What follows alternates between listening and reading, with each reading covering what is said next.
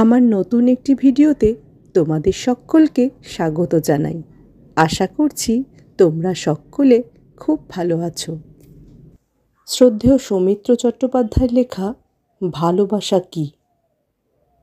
যদি রূপ দেখে কাউকে ভালোবাসো, সেটা ভালোবাসা নয়, সেটা বেছে নেওয়া।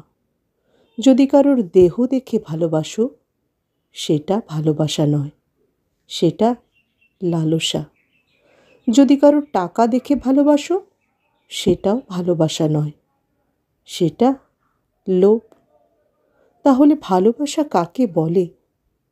যদি কারোর মন দেখে ভালোবাসো, তাহলে সেটাই ভালোবাসা।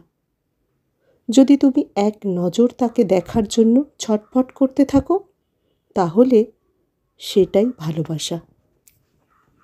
শেষে আমার লেখায় বলি, ভালোবাসা হলো ভালো থাকার সহজ প্রেসক্রিপশন। ভালোবাসা যেহেতু চিরন্তন, তাই ভালোবাসার জন্য কোনো একটি বিশেষ দিন কখনোই ধার্য করা ঠিক না। শুধু বলবো, ভালোবাসা সবার মনে সজীব থাকুক।